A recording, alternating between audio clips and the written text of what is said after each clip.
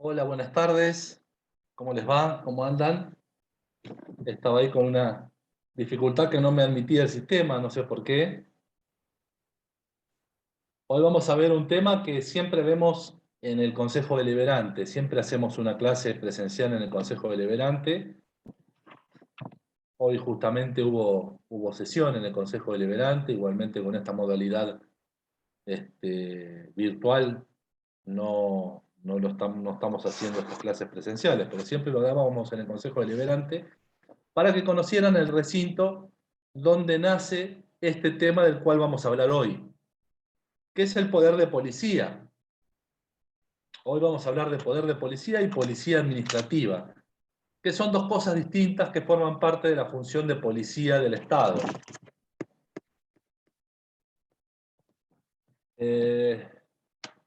Poder de policía es una noción imprecisa, es un poder público, no es un poder del Estado, un poder dividido o separado del Estado, sino que forma parte de una potestad de los poderes del Estado, los poderes constituidos. Si tenemos en cuenta que hay un poder ejecutivo, un poder legislativo y un poder judicial, poder de policía no es que sea otro poder, sino que es un poder público concreto, que tiene un contenido concreto de estos poderes preestablecidos del Estado. Por eso decimos que es noción de una noción imprecisa. Ustedes saben que tiene que ver con la relación entre el poder y la sociedad. El poder de control a la sociedad, con toda la carga etimológica, ideológica, figurativa que tiene hablar de control del poder hacia la sociedad, pero en definitiva forma parte de esa línea de equilibrio entre las libertades de los ciudadanos, las libertades públicas y el poder del Estado, que tiene que tener un justo equilibrio, porque no hay libertades que sean absolutas, ni hay poder que sea absoluto.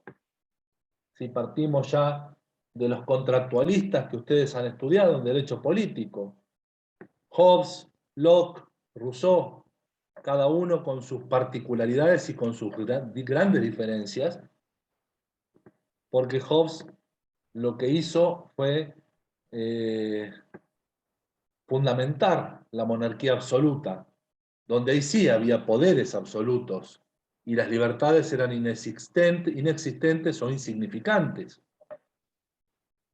¿Cómo significaba o cómo justificaba Hobbes en su libro El Leviatán este poder absoluto? Bueno, lo justificaba en que los estados nacionales tenían que consolidarse, tenían que constituirse, y para eso el monarca tenía que tener la totalidad de los poderes, con toda la extensión posible, y por lo tanto estaba absuelto, por eso monarquía absuelta de limitaciones o de tener que dar explicaciones. Era el tiempo de los Luises en Francia, ¿no es cierto? El tiempo de los Estuardo en Inglaterra, donde se justificaba el poder sin condicionamientos, donde no había división de poderes, donde el ciudadano entregaba en el pacto social para no caer en un estado de barbarie, negativo desde todo punto de vista, trágico, que era el estado llamado de naturaleza de los ciudadanos. El habitante se prestaba a firmar un pacto, el contrato social, en el cual delegaba todas sus libertades a un tercero ajeno a ese contrato social para que ejerciera el gobierno. Y ese era el monarca absolutista. Después aparecen las teorías republicanas, una más social, que es la de Rousseau, y otra absolutamente liberal, que es la de John Locke, en donde en John Locke prácticamente se ceden muy pocas libertades en una forma limitada al gobernante, que es parte del pacto, no es un tercero como en Hobbes, sino que es parte del pacto, se le ceden parte de esas libertades para salir del estado de la sociedad civil o del estado de naturaleza, que no era trágica como la de Hobbes, sino que era distinta, una organización social basada en la familia y en la sangre y en la religión, y no en el poder político. Y ahí aparece el contrato social, cuando aparece el poder político y la organización de los estados en una forma liberal, en un estado liberal de derecho, donde la mayoría de los derechos se los guardaba para ejercerlos el propio ciudadano y cedía muy pocos derechos parcialmente al monarca, al gobernante, para que los administrara en una forma equilibrada, por supuesto. Y si había abuso, aparecía lo que Locke llamaba el derecho de resistencia a la opresión, el derecho a la revolución.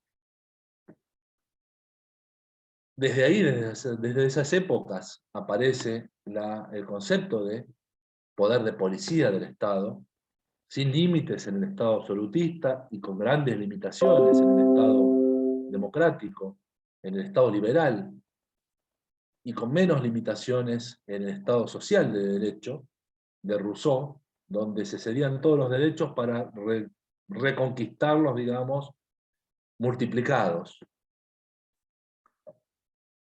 ¿Qué significa esto? Significa ese equilibrio entre poder y libertad. Significa esa situación de que las libertades son siempre limitadas. Todos los derechos tienen límites, no son absolutos, sino que son relativos. Y de acuerdo a la situación o a la condición o al concepto ideológico del Estado del que hablemos, vamos a tener dónde aparece ese punto de equilibrio, si aparece en el centro o si aparece en alguna extremidad. Gobiernos liberales o neoliberales, ¿no es cierto? O de libre mercado, o lo que fuere, van a tener ese punto mucho más cercano, ese punto de encuentro mucho más cercano a donde aparece el poder, es decir, las libertades avanzan mucho más. En estados socialistas pasa al revés, va a aparecer ese punto de encuentro más cerca de las libertades del ciudadano, es decir, el Estado abarca mucho más potestad, y ni hablemos los estados totalitarios, o los estados autocráticos o autoritarios.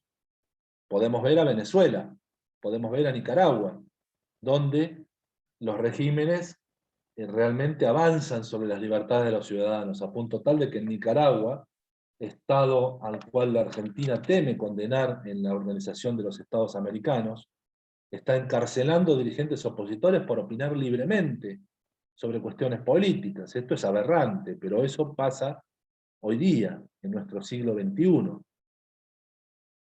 Por lo tanto, relación entre poder y sociedad, relación entre potestades del Estado y libertades públicas. La Constitución Nacional no menciona, sino en algún artículo nuevo de la Reforma del 94, pero no mencionaba el poder de policía del Estado.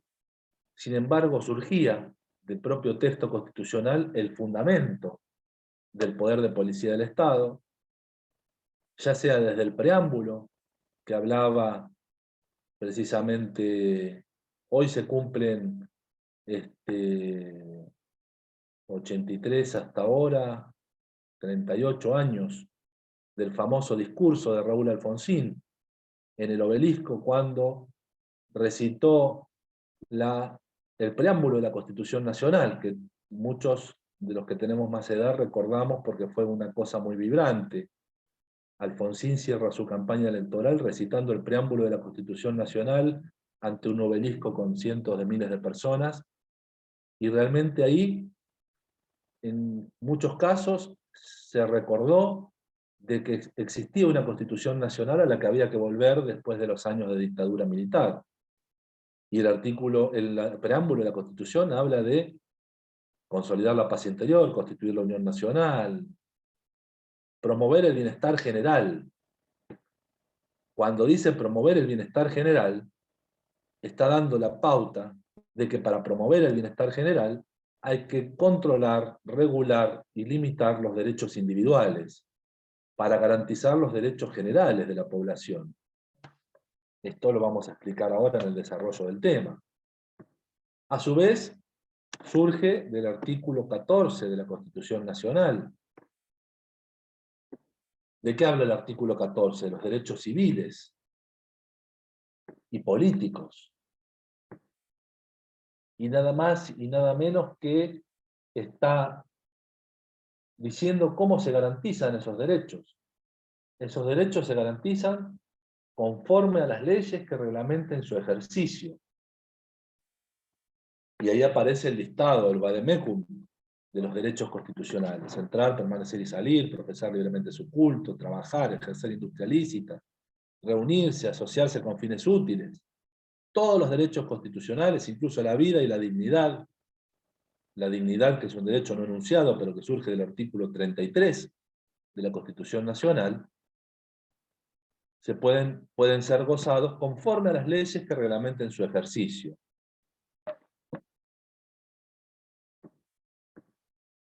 Y el artículo 28, que nos da el principio ¿de qué?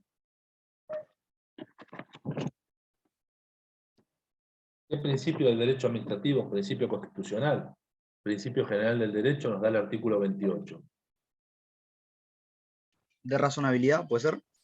De razonabilidad. Muy bien, Martín. De razonabilidad. Exacto, cuando nos está diciendo, en principio, el principio de legalidad. Y para continuar, el principio de razonabilidad. La legalidad porque nos dice que los derechos constitucionales son regulados por el legislador, por el Congreso. Y segundo, porque nos da otra pauta, equiparable y equivalente en jerarquía.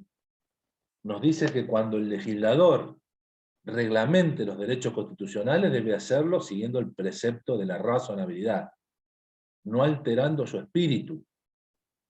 El mismo precepto que aparece en el 99, inciso 2, cuando habla de que el presidente reglamenta las leyes del Congreso sin alterar su espíritu con excepciones reglamentarias. El principio de razonabilidad, es decir, la proporcionalidad, entre los medios perseguidos, entre los fines perseguidos y los medios empleados. Es decir, si yo quiero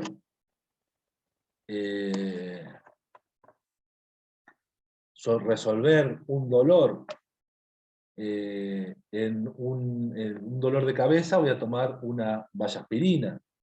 No voy a hacer una operación para abrir el cerebro, para abrir el cráneo, porque es un remedio, es un medio excesivamente sofisticado para un fin simple y sencillo, que es resolver un dolor de cabeza.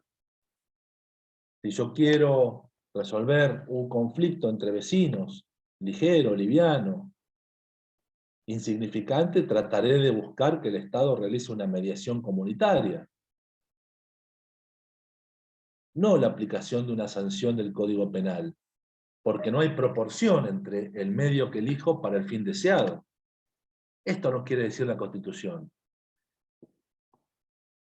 ¿Y cómo hacemos nosotros ciudadanos para saber si los medios elegidos son proporcionales, son razonables, son justos, son equilibrados? Y nosotros ciudadanos tenemos el derecho que tiene cualquier ciudadano de cualquier sistema republicano: el juez. El juez que nos dirá si hay una ilegitimidad, una arbitrariedad manifiesta, y para eso tenemos el remedio rápido y expedito del amparo. O nos dirá el juez si hay una inconstitucionalidad, y para eso la acción de inconstitucionalidad, para saber, por ejemplo, si el medio perseguido, el medio tenido en cuenta, se justifica con relación al bien perseguido, o hay un desequilibrio. Para eso está el juez. Por eso la importancia en un Estado republicano de tener jueces independientes, independientes de la conveniencia política y del manejo político. Se necesitan jueces independientes de la política porque son los que van a decidir primero sobre la responsabilidad penal de los funcionarios políticos. Y esto lo vemos permanentemente. Hoy hay una cuestión de una citación indagatoria del expresidente ingeniero Macri. La expresidenta doctora Fernández de Kirchner está siendo investigada en distintas causas judiciales. Bueno, hace falta que esos jueces sean independientes de la política. Ni para uno ni para el otro. Independientes. Jueces probos, capaces e independientes, que son los únicos que pueden salvar la salud de la República. Bueno, lo mismo pasa con esto, que no es responsabilidad penal, sino que es la responsabilidad política y administrativa del Estado, al tomar decisiones que se aparten del marco de la constitucionalidad y de los principios de legalidad y razonabilidad.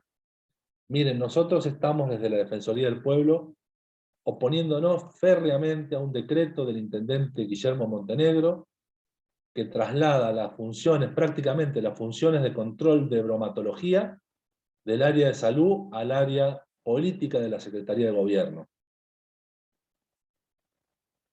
El exordio del decreto, que así lo hace, señala que es para no ponerle trabas a la productividad. Es decir, para garantizar que los empresarios o los fabricantes o los productores de alimentos, etcétera, etcétera, no tengan trabas de burocracia a la hora de hacer sus trámites. Pero es tan grosero lo que han hecho, es tan importante preservar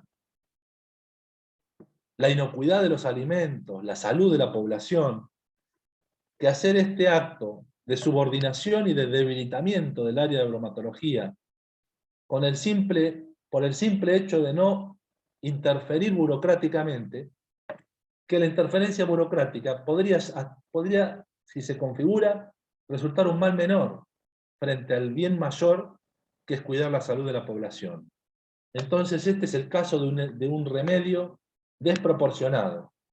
Es muy alto el costo para el beneficio que se busca, para beneficiar de trabas burocráticas a algunos productores de alimentos a costa de perder la presencia del control bromatológico, la espontaneidad de bromatología, librándolas a la decisión política de una secretaría que es netamente política y no técnica como es el área de bromatología. No sé si se entiende el ejemplo, pero esto es una clásica muestra de desproporción entre un medio y un fin buscado.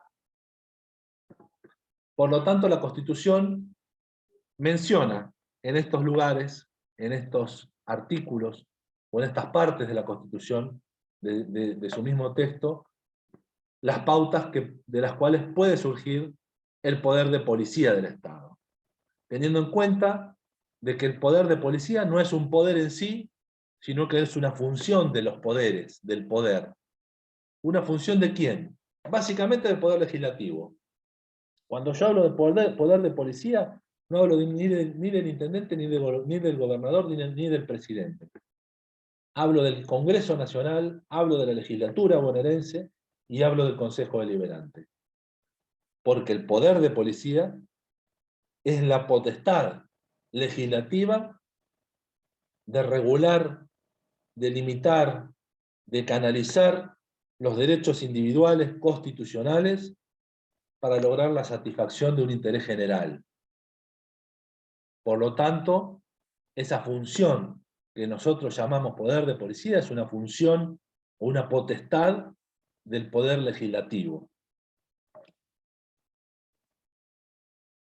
¿Y cómo interviene el poder ejecutivo? Como la palabra, como el título, como el nombre lo menciona, ejecutando. Si el poder de policía lo ejerce el legislador, el producto del poder de policía va a tener forma de ¿qué?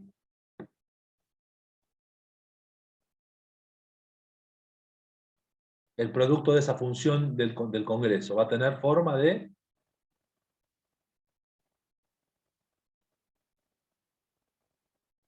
De ley sería, del Congreso. de ley, Martín, exacto.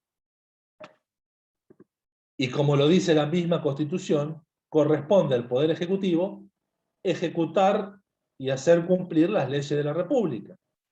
Por lo tanto, las leyes que surgen del poder de policía del Estado son ejecutadas por el Poder Ejecutivo. ¿A través de qué? De lo que llamamos la policía administrativa. Poder de policía es una facultad del Congreso. Policía administrativa es una facultad del presidente de la República, del gobernador de la provincia, del intendente de la municipalidad, de la autoridad ejecutiva. Cuando hablamos recién de bromatología, hablamos del poder de policía bromatológica del Consejo Deliberante, y hablamos de la policía bromatológica del intendente municipal o del departamento ejecutivo. El departamento ejecutivo o el Estado, podemos decirlo, la administración pública, tienen tres grandes funciones: controlar, fomentar y sustituir. Esto anótenselo si quieren, porque no es que sea altamente importante, pero siempre queda lindo para rellenar. ¿Cuál es la función de la administración? Controlar, fomentar y sustituir. Controlar a través de las normas de policía. ¿Qué se controla? El ejercicio de todos los derechos constitucionales. ¿De todos los derechos constitucionales? Sí, de todos los derechos constitucionales. Todas las libertades son controladas. El ejercicio de todas las libertades es controlado por el Estado, por la administración pública, a través de la policía administrativa. Y uno dice, pero estamos frente a un Estado autoritario. No, estamos frente a un Estado autoritario si estamos frente a un Estado autoritario, que se desborda en sus límites de poder, que rompe la proporcionalidad entre los medios y los fines buscados. Si no, estamos frente a un Estado democrático o social de derecho, que ejerce sus controles sobre el ejercicio de los derechos constitucionales. ¿Y cuáles derechos constitucionales se controlan? Todos, sí. Entrar, permanecer, salir, expresar sus ideas, ejercer el culto. Los cultos tienen que estar registrados y tienen pautas de control, pautas de ejercicio del culto. Para que exista la Iglesia Católica tiene que estar reconocida por el Estado y tiene que estar organizado su culto. Para que exista la religión científica Basilio o los testigos de Jehová o lo que sea, el culto tiene que estar reconocido y autorizado por el Estado. Esto es policía de culto. ¿Los derechos económicos financieros están regulados? Sí. Están regulados a través de la legislación que establece las condiciones del ejercicio de la industria, de la empresa, que establece la inscripción de las sociedades comerciales. ¿El derecho a reunirse con fines útiles está regulado? Sí. Está regulado. El derecho de reunión está regulado. El uso de la vía pública está regulado. ¿La asociación con fines útiles está regulada? Sí, por la Inspección General de Justicia o por la Dirección de Personas Jurídicas, que establecen cómo se constituye una asociación civil sin fines de lucro o una fundación, con pautas que son claras, que son precisas y que son fijas. Y esto es poder de policía del Estado, porque está regulado por la ley. Y esto es policía administrativa, porque hay siempre una repartición del Estado que controle. El Banco Central de la República Argentina, ejerciendo su policía financiera, cuando controla las entidades bancarias que deben constituirse y funcionar conforme a la ley. Las direcciones de defensa del consumidor y del usuario, cuando aplican la ley de defensa del consumidor en los casos de consumo, que son casos netamente privados y que sin embargo tienen un margen de intervención del derecho administrativo. La policía mortuoria, a través de los municipios que organizan sus dependencias que controlan los cementerios o la salubridad pública, cuando controlan de qué forma se dispone de un cadáver, por ejemplo. Vivimos en un estado de policía absolutamente riguroso con relación a la pandemia, donde reguló, por ejemplo, que en caso de fallecer alguien de COVID, había que cremarlo directamente y no podía despedirse de sus deudos. Fíjense si es liviano o no es liviano el poder de policía cuando quiere ser implacable. Y está sido implacable, porque en este sentido, realmente la proporcionalidad es muy discutible, de si realmente valía la pena esa restricción frente a familiares que querían despedirse de un ser querido que estaba agonizando y no pudieron hacerlo, y no pudieron hacer un velatorio por normas de sanidad por pandemia, y han tenido que cremar a sus difuntos sin poder despedirlos. Esas son normas de policía, del poder de policía del Estado, a través, en su caso, de un reglamento, de un decreto de necesidad de urgencia, que como ustedes saben, tiene jerarquía igual a la ley. Es decir, no es una ley en sentido formal, pero era una ley en sentido material, frente a una situación de necesidad de urgencia.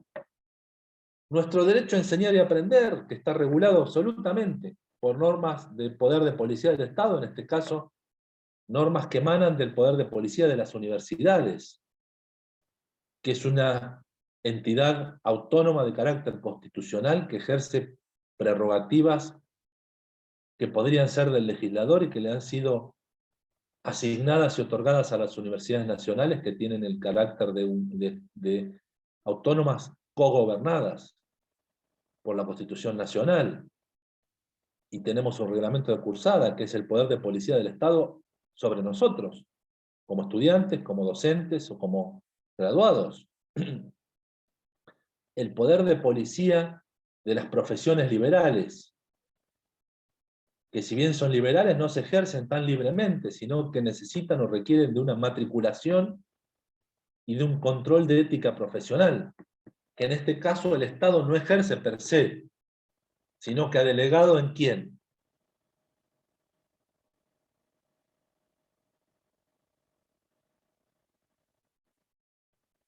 El control de la matrícula profesional. ¿Quién lo ejerce? Los Y en los colegios. colegios de abogados o colegios de martilleros, por ejemplo, colegiaturas. Los colegios profesionales. Sí, ya estás Claro. para el segundo parcial vos, con tu participación del día. Los colegios profesionales que tienen una función, que en la provincia de Buenos Aires son cerca de 27. Son delegaciones de los estados provinciales, porque la regulación profesional no ha sido delegada al Estado Nacional y por lo tanto es ejercida por los estados provinciales, por los estados miembros de la Federación Argentina, de la Confederación Argentina. Han sido retenidos por las provincias, y las provincias lo han delegado, no en el Estado Nacional, sino en personas de derecho público no estatales, como son los colegios profesionales. Muchas provincias, algunas de estas profesiones, las regulan directamente y las controlan directamente. Los ministerios de salud, por ejemplo, en muchas provincias controlan las profesiones vinculadas a la salud. El caso de los enfermeros en la provincia de Buenos Aires, que son controlados por el Ministerio de Salud.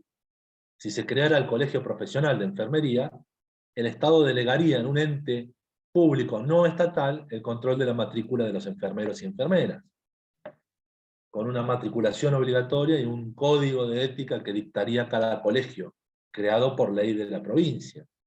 Esto es poder de policía, ni más ni menos. Y así en todo. Si ustedes piensan en cualquiera de los derechos que ejercen, cualquiera de los derechos es controlado por el Estado.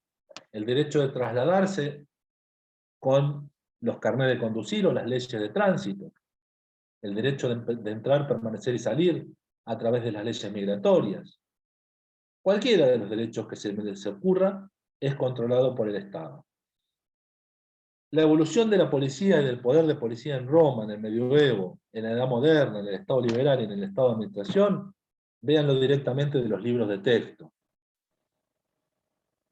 En la Edad Moderna, por ejemplo, había una intervención absoluta, eran los estados de las monarquías autoritarias o autocráticas o absolutas. En el Estado liberal de fines del siglo XIX se aminoró. No fue discrecional ese poder de policías y siempre requirió de una ley formal. Hoy vivimos en lo que los doctrinarios del derecho administrativo llaman Estado de administración, donde hay mayor desarrollo del derecho público y donde hay mayor intervención estatal. ¿Por qué? Porque con la evolución de la ciencia y la tecnología avanzan los derechos de los ciudadanos y avanzan las materias a controlar. ¿Qué se les ocurre? ¿Qué es lo último que está pendiente del poder de policía del Estado?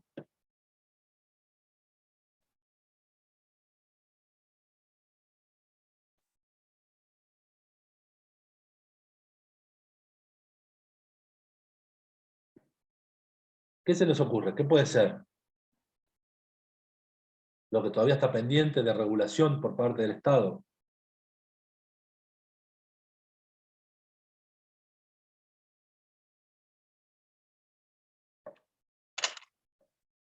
Lo que surge de los avances tecnológicos. En este caso, bien podríamos hablar de las redes sociales, del Internet, de las cuestiones cibernéticas.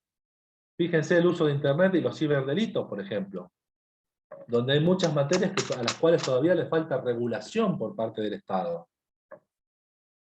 Los ciberdelitos es una cuestión, ejercicio de las libertades individuales de contratación o lo que fuere, derecho de contratación, donde, por ejemplo, una persona libremente podía contratar por Internet préstamos bancarios o lo que fuere, y estas son materias que para evitar los ciberdelitos y los fraudes o estafas, el Estado a través del Banco Central ha ido regulando. Faltan regulaciones todavía. Cuando hablamos de, ¿qué va a pasar el 14 de noviembre?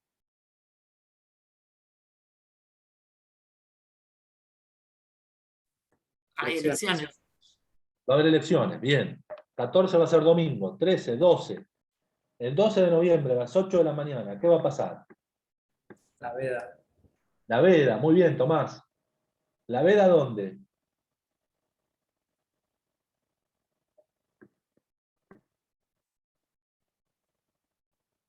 Públicamente, digamos. Porque en las redes no. Por las redes no. Muy bien, Tomás. A eso iba. ¿Por qué? Porque la ley electoral todavía no regula el uso de la publicidad política en las redes sociales. Solamente lo hace con los medios de comunicación. Entonces es un vacío legal. ¿Por qué? Porque cuando se sancionó la legislación electoral, todavía no había redes sociales. Entonces era un tema que no se había legislado. Y esto es precisamente poder de policía electoral. El poder de policía electoral que regula precisamente el ejercicio de los derechos electorales como es la libre expresión política. Libre expresión política que está regulada y que tiene límites. ¿Cuál es el límite? Que no se puede emitir hasta 48 horas antes del acto electoral. Como mi derecho a libre expresión, yo puedo decir a quien voto abiertamente, tranquilamente y gritarlo por la calle. Pero no lo puedo hacer el día de las elecciones, porque voy preso. Porque el poder de policía electoral del Estado ha determinado que no puede ser así. Y frente a lo cual hay una autoridad, que es la Junta Electoral, que me impediría o me sancionaría en el caso de que lo haga. La evolución del concepto de poder de policía. Nos habíamos quedado con el trípode de funciones del Estado. ¿Recuerdan que habíamos dicho que el Estado tenía por función, la administración pública tenía 3 funciones? Controlar, lo hace a través del poder de policía. Controla nuestras vidas, controla nuestros derechos, controla el ejercicio de nuestras libertades. Los otros 2 eran fomentar, que es la función del Estado de promover mejores condiciones de vida. Y en esto va gran parte, si nosotros vemos todos los millones de empleados públicos que tiene el Estado, la administración pública nacional, provincial o municipal, que en Formosa prácticamente los chicos menores de 18 años son los que no están en la administración pública, el resto está en el Estado, porque son administraciones caudillescas, medievales, feudales, etcétera, etcétera, donde está basado el sistema en el favor político, con el caudillo Childenfrán. ¿Qué pasa en Formosa? Ahí el 80% de la población pertenece a la administración pública. ¿Y qué hace la administración pública? Bueno, en gran parte no hace nada, porque son cargos de favor. Pero lo que debería ser una función pública es controlar, que son todos los inspectores que tiene la administración. Los inspectores del ENACOM, que controlan las empresas de Internet, las empresas de telefonía, las empresas de telecomunicaciones.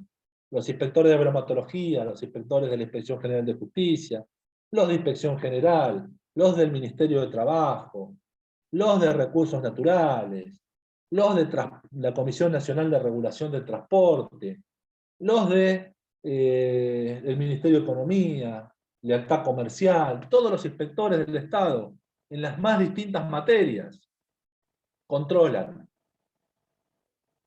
Una gran parte de los empleados está en el área de fomento. Esto, la universidad, la educación pública, es fomento. La construcción de caminos, de puentes, el cuidado de áreas naturales, la preservación del patrimonio, la cultura, la salud, son todas cuestiones de fomento, fomento de una mejor calidad de vida. Y el Estado además sustituye. ¿Cómo sustituye?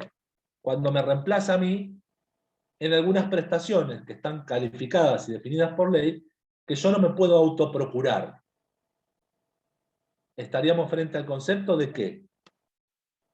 Que van a ver en estos días, si no empezaron a ver ya. ¿Cuándo me sustituye a mí el Estado ante algo que yo no puedo procurarme a mí mismo?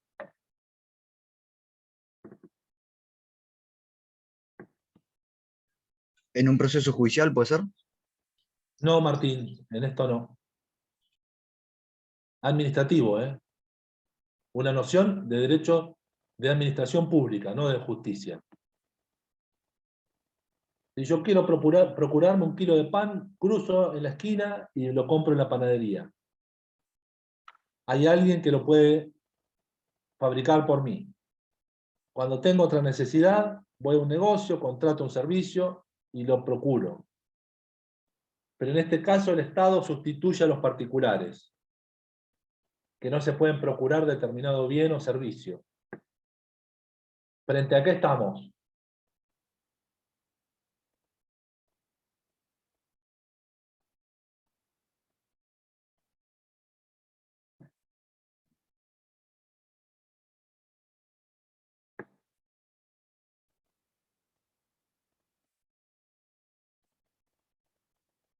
Que organiza el Estado y presta al Estado o no, sustituyendo a los particulares. Por eso hablamos de sustituye. Controla, fomenta y sustituye.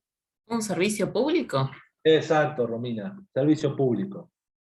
Yo no podría procurarme agua potable, cloacas, transporte, si no fuera por el Estado que organiza el servicio público.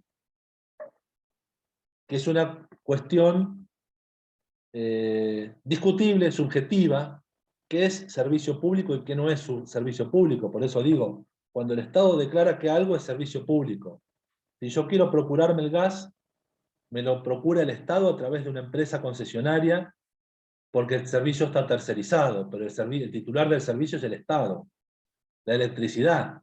Si a mí no me gusta el gas que recibo, no puedo ir a otro lado y procurarme el gas en otro lado, porque la empresa es monopólica y recibe una concesión por 30 años del Estado.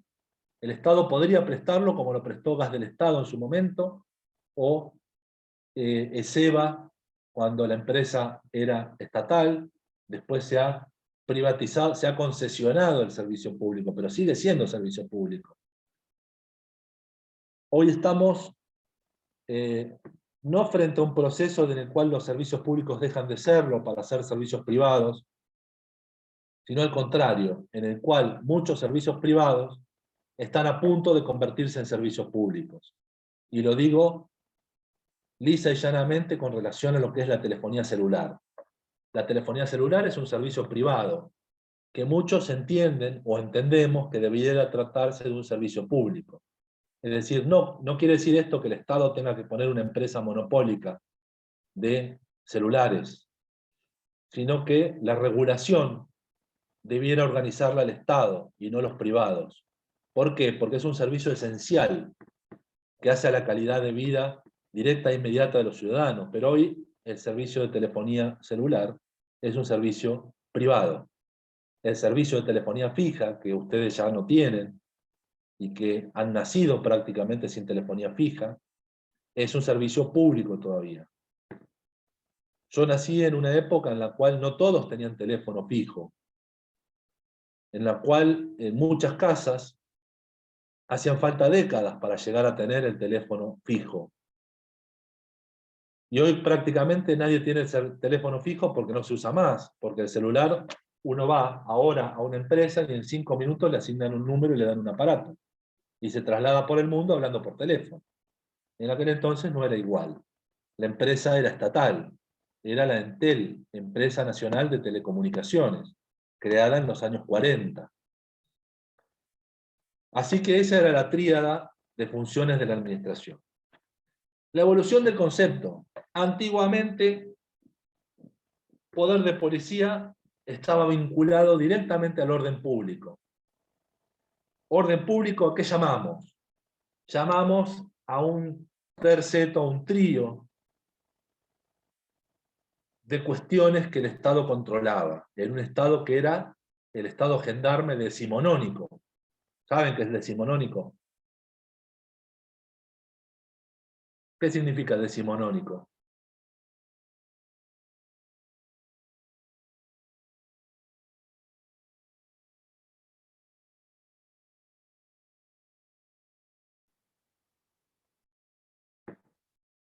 Del siglo, ¿Cómo? del siglo XXI. No, del siglo XIX. Décimo Ay, 10. perdón. Décimo 10. Inónico viene del 9. Del italiano nono. Cuando uno dice Pío nono es Pío noveno, el Papa. No es el arrollado. Pío nono se llama Pío nono porque no sé por qué se llama Pío nono. Pero Pío nono fue Pío noveno, Pío 9, el Papa. Entonces, en el siglo XIX había un Estado gendarme, limitado, porque era el Estado liberal del que hablábamos, donde el Estado se encargaba de pocas cosas. Se encargaba de la seguridad, de la salubridad y de la seguridad pública. No intervenía en la economía, por ejemplo, ni intervenía en los conflictos sociales, en las cuestiones sociales. Era lo que se llamaba el Estado gendarme, donde le asignábamos las cárceles, la defensa, la seguridad, la salud pública y la seguridad, las construcciones o lo que fuere. Era un Estado muy restringido y muy limitado. Ese criterio europeo de Estado, de poder de policía restringido, pasó al criterio amplio,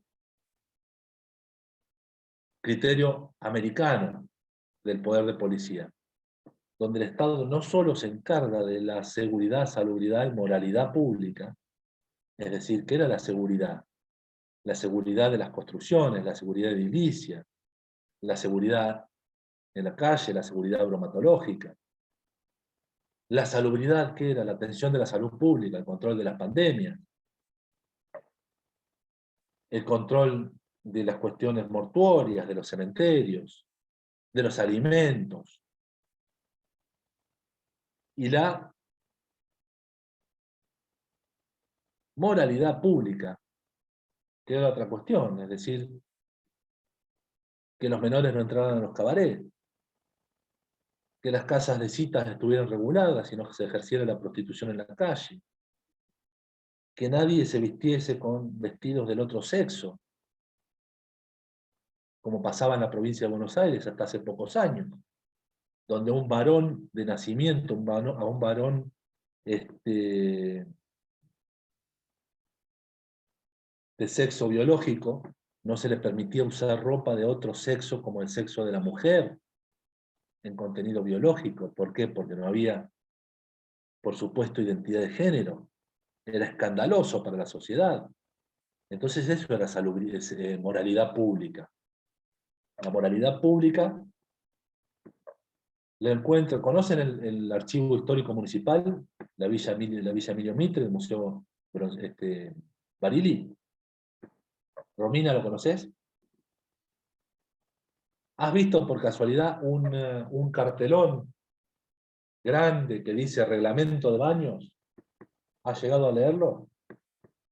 Bueno, el reglamento de baños es una demostración del poder de policía del siglo XIX. ese reglamento de baños decía cómo eran los baños en el mar, hasta la ropa que había que utilizar, que debía llegar por debajo de las rodillas, tanto en los varones como en las damas. No permitía el uso de binoculares en las playas. Las mujeres y los varones se bañaban separados. Y esto fue hace 100 y pico de años, nada más. Parece del tiempo de Jesucristo. Y esto era policía de la moralidad. Policía de la moralidad pública. Hoy no rige el concepto de orden público, sino que rige el concepto de interés general, que es amplio.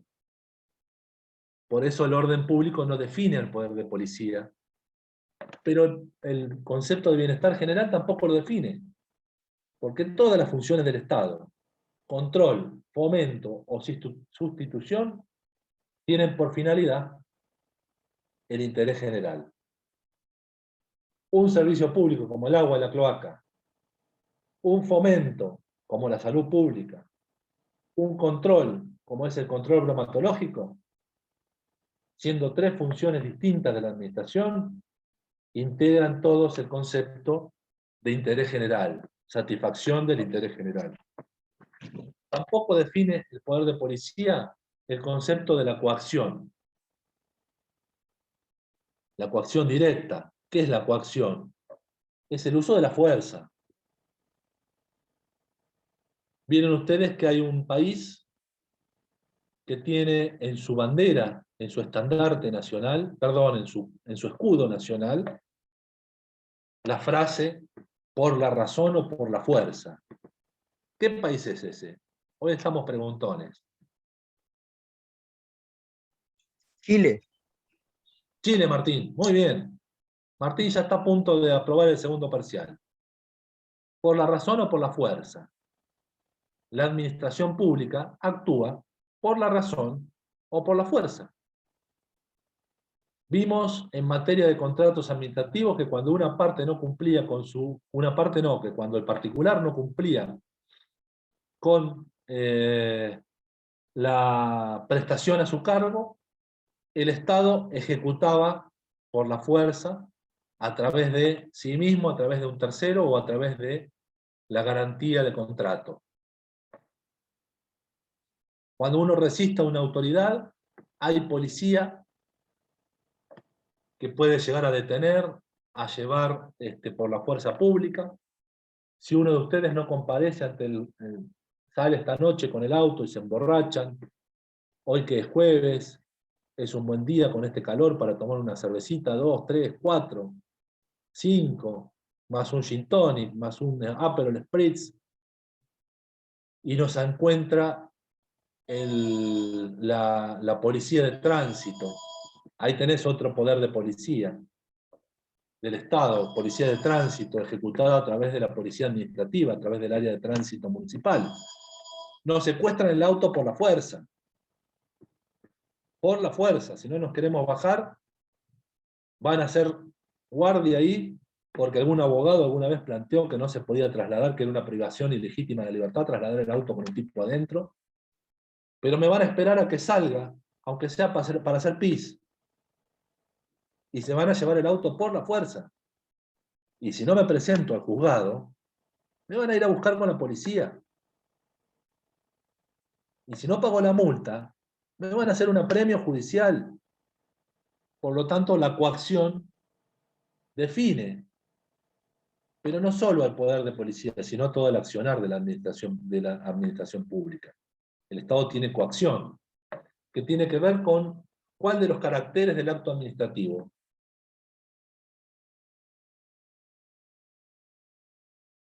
Ejecutoriedad. Ejecutoriedad y ejecutividad. Bien, Tomás.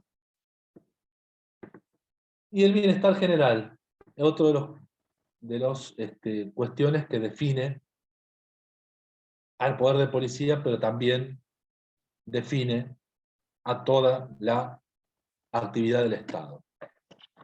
Por lo tanto, por lo hasta aquí dicho, ¿para qué restringe el Estado las libertades públicas? Para garantizar el bienestar general. Porque como dijo alguno, los derechos de uno existen mientras no alteren o afecten los derechos del otro. Y hay derechos de la comunidad, de los grupos sociales, que deben ceder, perdón, que existen porque los derechos individuales ceden ante su existencia. Para un tránsito ordenado, todos tenemos que tener regulaciones y ceder en nuestros derechos. A mí me gustaría salir y manejar a cualquier velocidad, no tener semáforo o lo que fuere, pero esas restricciones a mi derecho de transitar están establecidas en aras de la seguridad pública.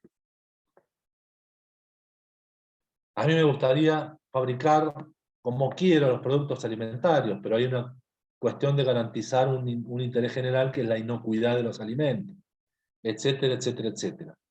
Los alcances de la policía.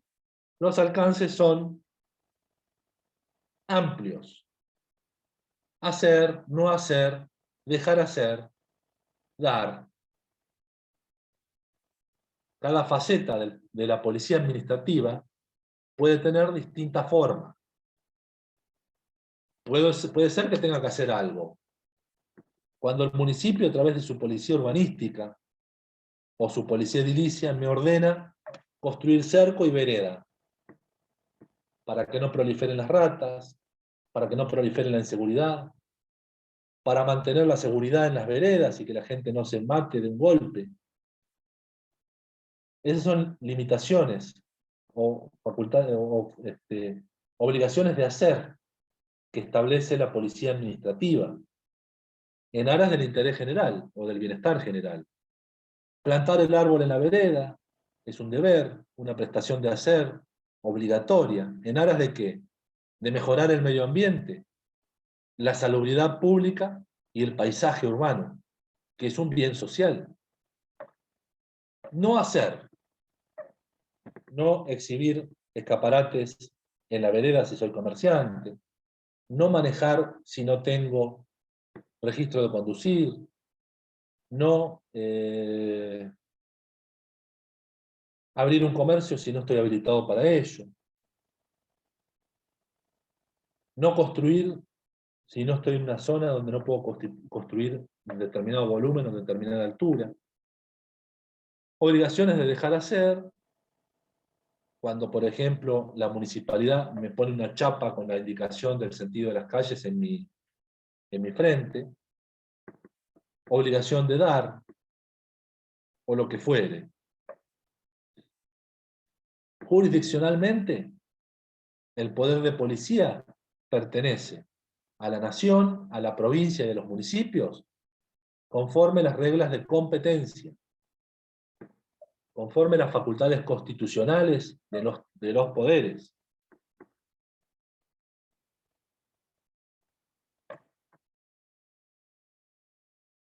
Las facultades de la nación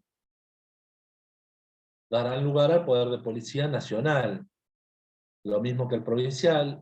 Las provincias se han reservado todas las funciones no delegadas al Estado Nacional, por lo tanto en las funciones delegadas al Estado Nacional, el poder de policía es de la Nación.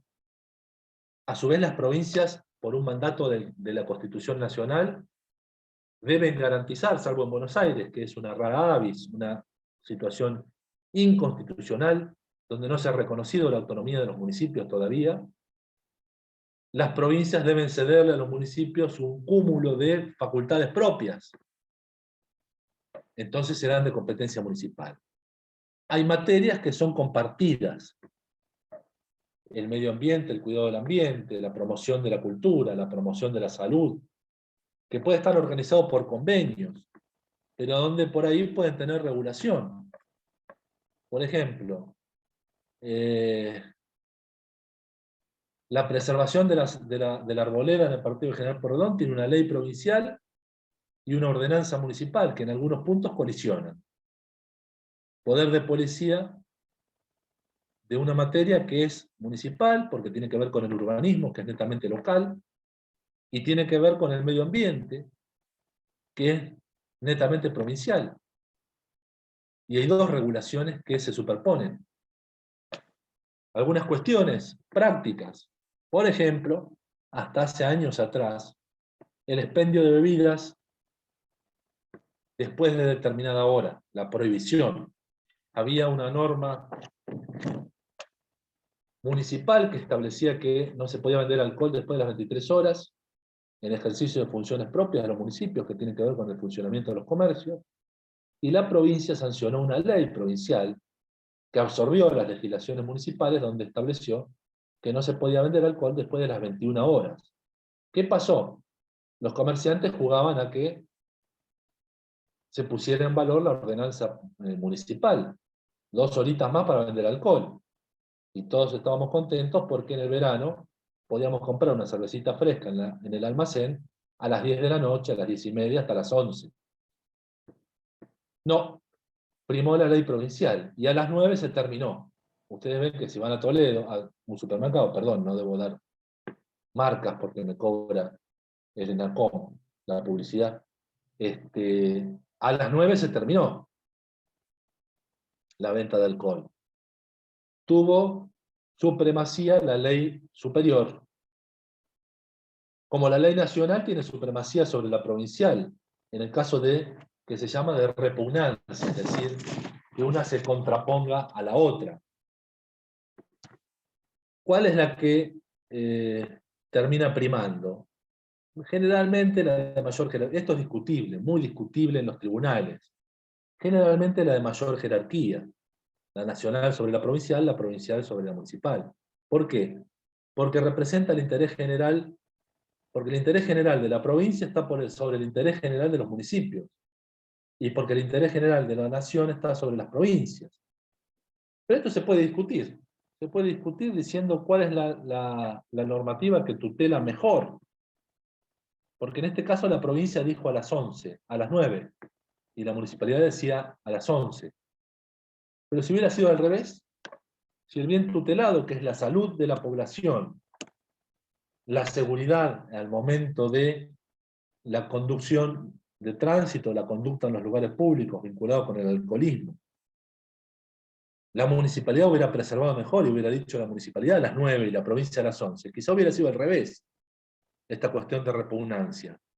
Y la municipalidad hubiera logrado imponer su norma ante la provincia de Buenos Aires. Pero no fue así. En todo caso, siempre el juez resolverá y resolverá en forma distinta. Por último, para terminar con la clase de hoy, ¿cuándo cambia del criterio reducido o estrecho al criterio amplio en la Argentina? Cambia en 1922, con el fallo Ercolano con Lantieri de Renshaw. Esto tiene que ver con el gobierno del doctor Hipólito Yrigoyen, un gobierno constitucional, democrático, nacional y popular, con clara visión de contenido social de la democracia liberal, que sanciona frente a una situación parecida a la que tenemos hoy con los alquileres, la falta de alquileres, una ley que era la ley de alquileres que congeló los alquileres, parecido a el decreto de necesidad de urgencia 330 del presidente Alberto Fernández, y prorrogó las locaciones urbanas. Alguien va y se presenta a la justicia diciendo que la ley era inconstitucional, porque el poder de policía solamente, recuerden, que era sobre seguridad, salubridad y moralidad pública. Entonces era una cuestión económica y social que estaba regulando el Estado cuando debía abstenerse de hacerlo. La Corte convalidó la constitucionalidad y ahí abrió la brecha al control del Estado, por parte del Estado, de todas las cuestiones o de todos los derechos. Ahí se convalidó la regulación de 2 derechos constitucionales, o de 2 libertades. ¿Cuáles son?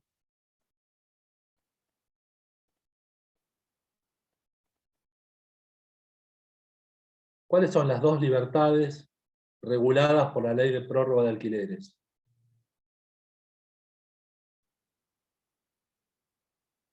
Vamos. La libertad contractual. La libertad contractual Muy bien, Jano. ¿Y qué otro derecho o libertad? El derecho de propiedad. Bien, Jano, bien. El derecho de propiedad y el derecho a contratar. Yo dispongo de mi propiedad, pero el Estado me está diciendo que no puedo disponer. Tengo un inquilino y no puedo terminar el contrato. Por una cuestión ajena a mi voluntad, porque si es por un contrato de locación, ha sido mi voluntad la que ha puesto indisponible el bien. Por una cuestión ajena al contrato, por una ley de emergencia, no dispongo de mi propiedad. Y la imposibilidad de contratar, la falta de libertad contractual, porque no puedo, me congelan los precios, no puedo alquilar al precio o a los valores que yo considero. La Corte dijo que era constitucional y así nace la tesis amplia o ancha del poder de policía. ¿Alguna duda, chicos? Bueno, entonces nos vemos el jueves que viene, si Dios quiere. Disfruten del calor, del sol. Gracias, profe. ¿Sí? ¿Alguna pregunta? ¿Yamila? No, profe, lo estaba saludando, gracias. Ah, bueno. Gracias a ustedes. Hasta luego. Hasta el jueves que viene. Adiós. Chau, chau.